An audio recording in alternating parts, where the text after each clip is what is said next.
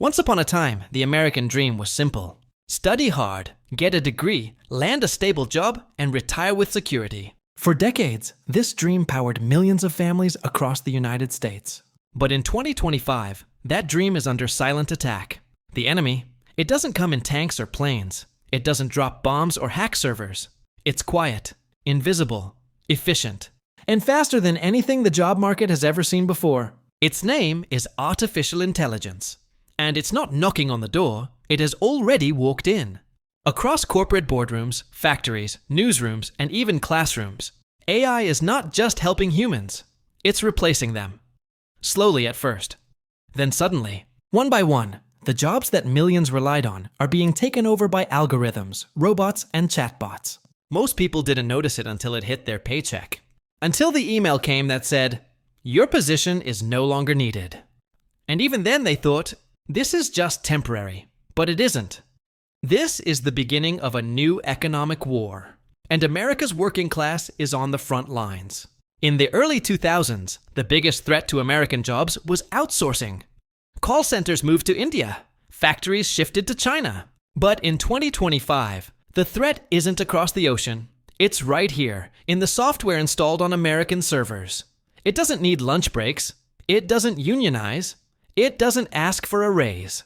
And for companies hungry for profit, it's the perfect employee.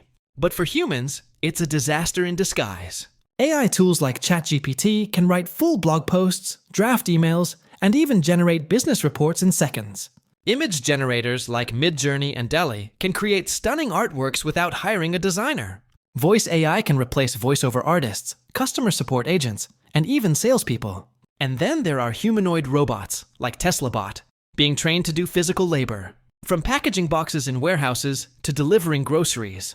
The question is no longer, will AI take jobs, but whose job will be next? From big cities to small towns, the AI invasion has left no sector untouched. Customer service roles are vanishing as companies switch to AI-powered chatbots that can handle hundreds of queries simultaneously. Retail cashiers are being replaced by self-checkout kiosks and automated billing systems. Writers and journalists are now competing with AI models that can produce news articles in seconds. Truck drivers are facing job uncertainty as self-driving freight vehicles begin rolling out in test zones.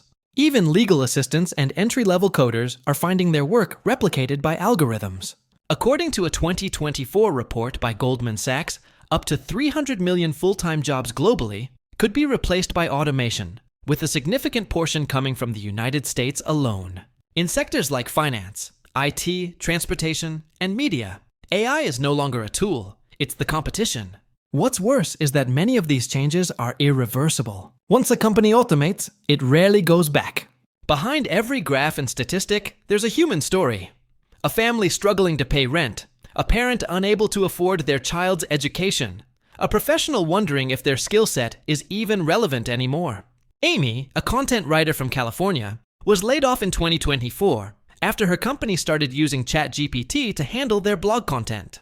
"It wasn't just the job I lost," she says. "It was my confidence, my identity." Marcus, a warehouse worker in Ohio, was replaced by robots in an Amazon facility. "They told us automation would make things easier for us. But in the end, it just made us unemployed." These stories aren't rare. In fact, they're becoming the norm. Entire communities built around manufacturing, logistics, or customer service are facing slow economic death as their industries automate. The most painful part? These people did nothing wrong. They worked hard, they were loyal, they adapted, but the machine doesn't care. When a factory closes overnight due to a financial crisis or foreign competition, it makes the news.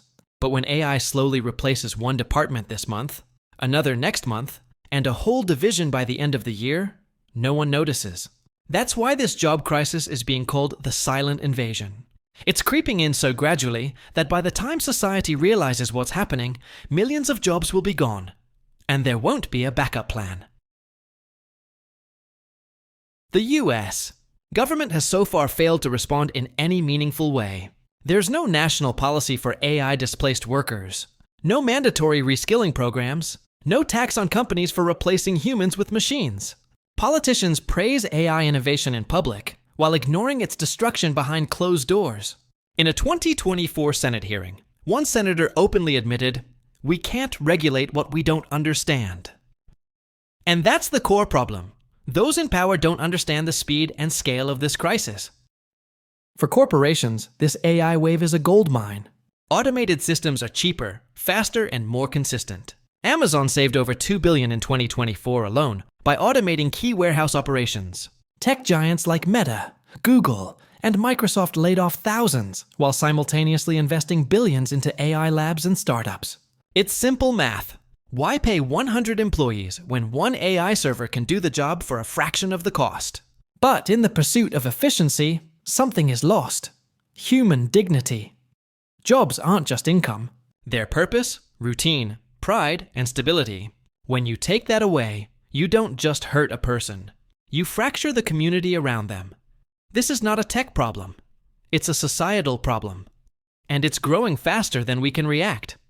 Right now, America stands at a crossroad. There are two possible futures ahead. One is a techno-utopia, where AI handles the boring, repetitive tasks, and humans are free to explore creativity, innovation, and compassion. In this world, governments introduce universal basic income, UBI, provide reskilling support, and build safety nets to ensure no one is left behind. AI becomes a partner, not a replacement. But the second path is darker. A techno-dystopia, where unemployment skyrockets, mental health crises deepen, and inequality reaches unbearable levels. The rich get richer by owning the machines, while the rest are left scrambling for whatever jobs remain. In this world, survival becomes the priority, not success. It's a world where humans compete with robots for minimum wage gigs, and community bonds disintegrate under economic pressure. So what now? Do we just wait for the machine to take over our careers? No. There is still time. But we must act.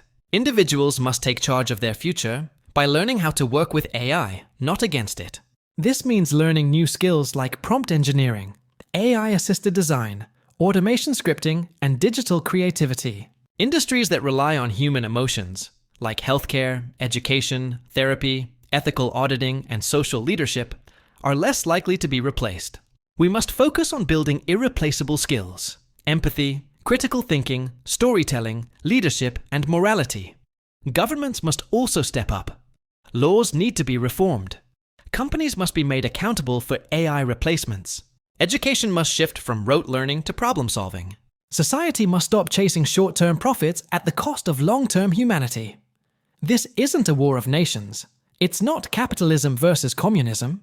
This is a battle between humans and their own inventions. And, if we're not careful, the machines we built to serve us will become the machines that replace us. The future doesn't belong to those who fear AI. It belongs to those who understand it, adapt to it, and use it wisely.